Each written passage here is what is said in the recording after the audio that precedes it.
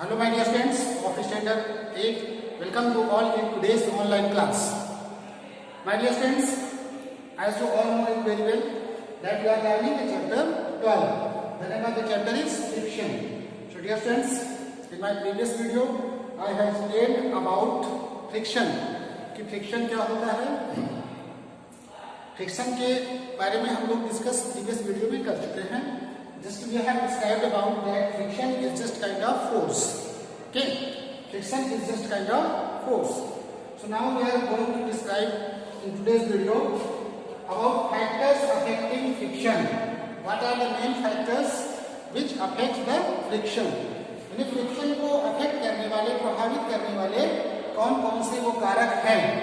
Okay, so the first is the nature of the two surfaces. It means it is the essential conditions of friction. Frictional force will be effective only when two surfaces come in contact, come closer. So the frictional force will be effective. So dear friends, what will be the nature of the two surfaces? We are talking about the nature of the two surfaces. So nature में क्या हो सकता है? हो सकता है कि surface बहुत स्मूथ हो. ओके, अगर दोनों सरफेस मान लो स्मूथ है तो फ्रिक्शनल फोर्स क्या होगा? लेस होगा. अगर मान लो स्मूथ नहीं है, रफ सरफेस है, खुरदुरा है, तो उस केस में क्या होगा? फ्रिक्शनल फोर्स ज्यादा लगेगा, ज्यादा फ्रिक्शनल फोर्स लगेगा. Okay, so the first is the nature of the two surfaces. We will describe in detail about that. Next one is the force with which the two surfaces are pressed together. अब वो force जिससे दो surface force से press किया जाता है. जैसे मान लो कि मैं अगर दो हथेली ऐसे करता हूँ, बहुत हल्का लाइटेड लूंगा, ऐसे करूंगा तो फ्रिक्शनल कम लगेगा. लेकिन यही अगर ज्यादा फोर्स से कर दिए तो ज्यादा फ्रिक्शन लगेगा. It means there will be maximum frictional force effective in that case. So dear friends, now let us describe about that. Dear friends, all of you have seen that, all of you have played the carrom board. Okay, so in the carrom board, in case of the carrom board, there is a board and the board जो इसकी वो होती है, carrom board की body से होती है, इसे हम लोग खेलते हैं, हिट करते हैं, किक करते हैं. तो carrom board की उसको कैरम बोर्ड की एक जो ये गोल टाइप की होती है, इसको क्या कहते हैं? हिट कहते हैं. ठीक है, तो कैरम बोर्ड की यहाँ पे ये इसको हम लोग जब इसे मारते हैं तो ये भागती है इससे. इसके ऊपर हम लोग इसलिए करते हैं कुछ पाउडर का स्प्रे डाल देते हैं, कुछ ऐसे करने के लिए ताकि जो इसका फ्रिक्शनल फोर्स है वो रिड्यूस हो जाए. ओके, और आसानी से ये मूव कर सके. तो टू रिड्यूस करने frictional force we generally use the powder on the surface. तो पाउडर ऑन द सरफेस इसलिए लगाते हैं स्टूडेंट्स कि जैसे पाउडर सरफेस में हम लोग इसलिए लगाते हैं कि जो कॉन्टैक्ट है ये इसका बोर्ड का, कैरम का, और जो कैरम बोर्ड है, कैरम बॉल है, इसका और इसके बीच जो कॉन्टैक्ट है ना, इसके बीच में जो पाउडर जो हम लोग स्प्रे करते हैं उसका सरफेस थोड़ा सॉफ्ट होता है, तो इसके कॉन्टैक्ट को कम कर देता है. जैसे मान लो हम लोग ग्राउंड पे आसानी से जा रहे हैं, वॉकिंग करते हुए, रनिंग करते हुए, तो हम लोग स्लिप नहीं करते हैं. लेकिन जैसे ही पैर के नीचे कुछ छिलका आ जाता है या बनाने का केले का छिलका आ जाता है, उस केस में हम लोग स्लिप कर जाते हैं, पैर फिसल जाता है, पैर थोड़ा ब्रेक हो जाता है. ये क्यों होता है स्टूडेंट्स? क्योंकि जब हम पैर रखते हैं ग्राउंड में, जैसे मान लो हमारा ग्राउंड सरफेस है, इस पे अगर हम लोग पैर रखते हैं तो इंटरलॉकिंग मैंने बताया था कि नेचर में क्या होता है कि टू सब्सटेंस ये डायरेक्टली आपको नहीं दिखेगा. अगर मैं किसी सब्सटेंस का अंदर का स्ट्रक्चर देखना चाहूंगा, पार्टिकल्स का अरेंजमेंट, तो वो एक इंटरलॉकिंग टाइप का अरेंजमेंट होता है इनर साइड. Okay, interlocking. इसमें जब कोई दूसरा सरफेस आता है, दूसरा ऑब्जेक्ट जिसका सरफेस है, तो ये इंटरलॉक हो जाता है. ओके, तो जब इंटरलॉक हो जाएंगे तो ये मूवमेंट आसानी से नहीं कर पाएंगे, मूवमेंट आसानी से नहीं हो पाएगा. ओके, लेकिन जब मैंने केले की छिलका बताया इसे बनाने का, तो अगर मान लो बनाने का ऐसे बीच में आ गया तो इसने इसके कॉन्टैक्ट सरफेस को ब्रेक कर दिया, कट गया, अब उसमें स्लाइडिंग होगी, तो फिर इसीलिए हम लोग क्या हो गए, फिसल जाते हैं। तो यहाँ पे बताया कि the nature of the two surfaces, अगर सरफेस स्मूथ है, स्मूथ मतलब सॉफ्ट है, जैसे मार्बल का अगर ये फ्लोर हो, मार्बल का floor, suppose that is marble का फ्लोर होगा, ठीक है। अब इसमें अगर हम एक सेल को इसमें रोल कर रहे हैं, ठीक है। अगर मान लेते हैं कि marble, this is the marble floor, अगर ये मार्बल फ्लोर है, ठीक है, इसमें अगर मैं रोल कराऊंगा ऐसे सेल को, ये रोल करेगा। अगर ये हम मार्बल को वेट कर दें, थोड़ा गीला कर दें, ड्राई कर दें, इनका कंपेरिजन टू नहीं, थोड़ा गीला कर दें, वेट कर दें, इनका कंपेरिजन टू ड्राई के केस में देखोगे फ्रिक्शनल फोर्स इफेक्टिव होगा। अगर इसमें सेल रोल करता हुआ जाएगा तो थोड़ा सा कम डिस्टेंस कवर करेगा, क्योंकि frictional force will be effective, okay. लेकिन जैसे इसको मैं थोड़ा सा गीला कर दूंगा, वेट कर दूंगा, स्मूथ हो जाएगा, तो फ्रिक्शनल फोर्स थोड़ा सा रिड्यूस हो जाएगा। उसके केस में रोलिंग सेल, इसमें जो सेल रोल करेगा, can cover longer distance. That is why we can say that the frictional force depend upon the nature of the two surfaces. Okay? Nature of the two surface पे depend करता है, लेकिन उसके surface area पे नहीं. Frictional force does not depends on the surface area. Surface area से frictional force का कोई लेना देना नहीं. कैसे? जैसे मान लो आप बाइसिकल से जाते हो, तो बाइसिकल को रोकने के लिए ब्रेक लगे होते हैं, ठीक है, ब्रेक। तो ब्रेक में आपने देखा कि छोटे छोटे ऐसे डिब्बे लगे होते हैं, छोटे से ही लगे होते हैं, तो क्या डिब्बे को अगर बड़ा कर रहे हैं तो फ्रिक्शनल फोर्स का बड़ा थोड़ी ना हो जाएगा, ऐसा नहीं होता है। Frictional force does not depends upon the surface area, frictional force only depends upon the nature of the two surfaces, यानी टू सरफेस के नेचर पे ही डिपेंड करता है। वो नेचर स्मूथ है तो फ्रिक्शनल फोर्स कम होगा, अगर सरफेस रफ है, खुरदुरा है, तो उसमें फ्रिक्शनल फोर्स ज्यादा लगेगा, ज्यादा इफेक्टिव होगा। क्यों होगा? क्योंकि उस केस में इंटरलॉकिंग पॉसिबिलिटी बहुत ज्यादा हाई हो जाएगी और वहां पे बॉडी रोल नहीं कर पाएगी। दूसरा, the force with which the two surfaces are pressed together, we are talking about the factors affecting the frictional force, okay. So we can perform an activity behind that. Let us take an activity about the surface, okay. So let us take an activity to perform. Frictional force depends upon the nature of the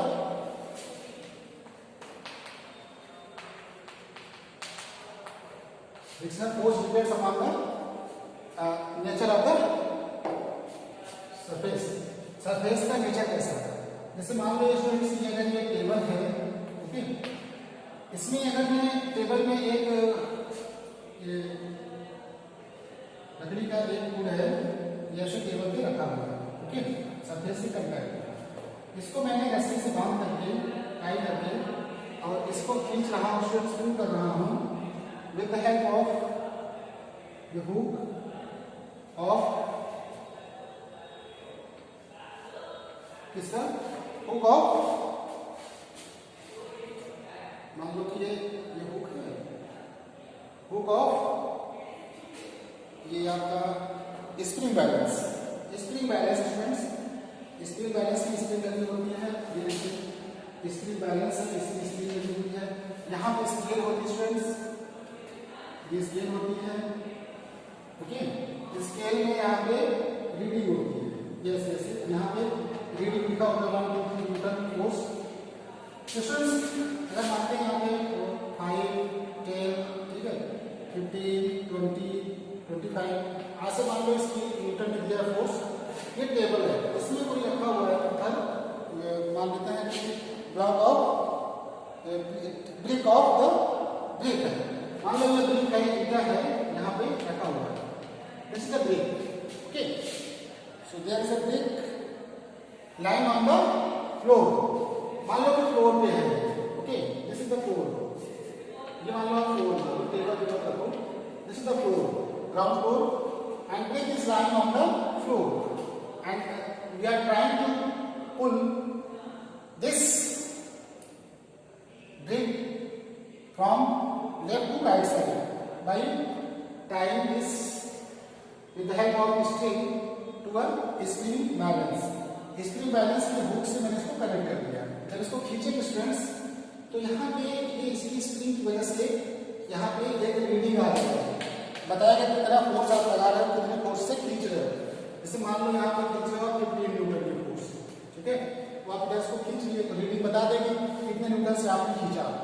अब इसमें अगर एक polythene का wrapper कर दें, rap with polythene, मान लो इसे पूरे सरफेस में मैंने पॉलीथीन का रैप कर दिया, रैप कर दिया, पॉलीथीन लपेट दिया,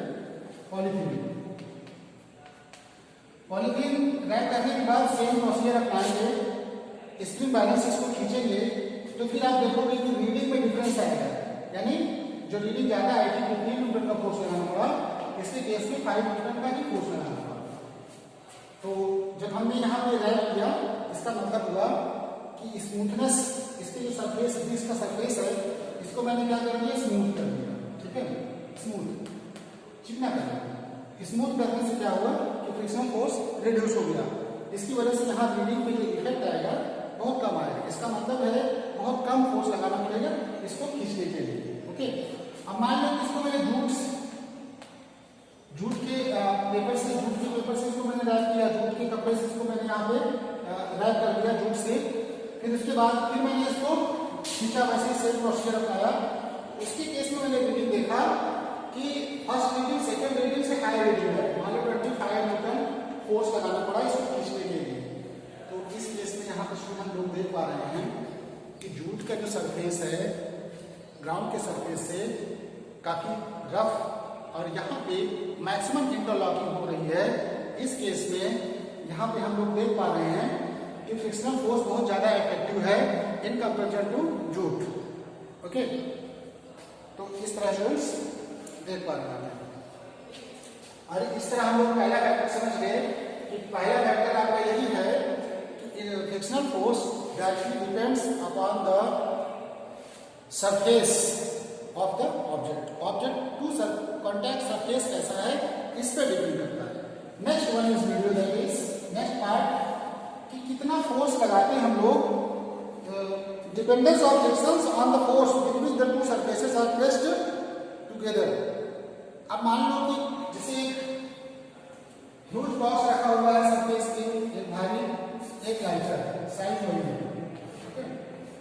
तो जैसे मान लीजिए एक ह्यूज है बहुत भारी है, एक लाइटर है हल्का है, तो एक ह्यूज है एक बहुत लाइटर है। तो आप क्या करना है उसको खींच रहे हैं। तो dear students, this activity is given in your book. So we have two boxes of the same size, but one box is light and the other box is heavy. So if you push both of the box on the floor one by one, you will find that we have to apply only a small force to make the lighter box move. यानी जो lighter होगा, हल्का वाला box होगा, ये box, इसको move करने के लिए हमको कम फोर्स लगाना पड़ेगा in comparison to the huge box. Okay. So this shows that there is a less friction between the light box and the floor, but much more friction between the heavy box and the box. Now, because of its smaller weight, light box presses on the floor with less force, and hence the friction between the lighter box and the floor is less. सीधा सा object है कि जो ये huge वाला box होगा, ये heavy box होगा, हैवी बॉक्स ह्यूज ना कहें थोड़ा सा हैवी कहते हैं तो भारी हो जाएगा, ठीक है। तो जो हैवी बॉक्स है ये ज्यादा प्रेशर ग्राउंड फ्लोर सरफेस पे डालेगा, ठीक है, in comparison to lighter weight. तो लाइटर वेट कम प्रेशर ग्राउंड पे करेगा एग्जर्ट, और इस वजह से जो फ्रिक्शनल फोर्स अराइज होगा वो इसमें हैवी में ज्यादा होगा in comparison to the lighter. That is why we have to apply exact maximum force in moving the box In case of the heavy box, we have to apply greater magnitude of the force. It means force का strength यहाँ पे ज्यादा लगाना पड़ेगा इसके compare में, और यहाँ पे फ्रिक्शनल फोर्स ज्यादा इफेक्टिव होगा। और एक चीज आप देख रहे हो कि फ्रिक्शनल फोर्स सरफेस एरिया पे डिपेंड नहीं करता है कि वो बहुत बड़ा है सरफेस तो उसमें ज्यादा काम करेगा, ऐसा नहीं होता है। Okay, so dear friends, today we have described about the factors affecting the frictional force. Frictional force के कौन से फैक्टर हैं जो फ्रिक्शन को अफेक्ट करते हैं। So dear students, there are so many activities are given in your book. You can perform inclined plane on huge marble keeping two wooden boards.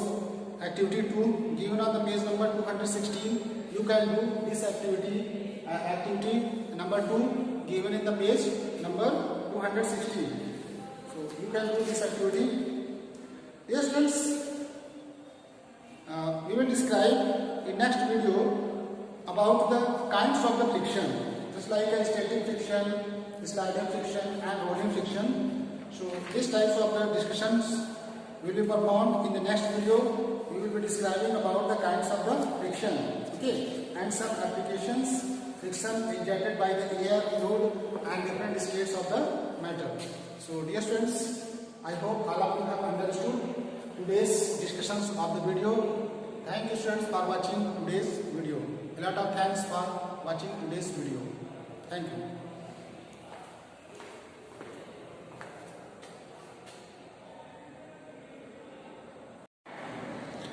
My dear students, take a screenshot of the whole blackboards so that you can get the proper homework.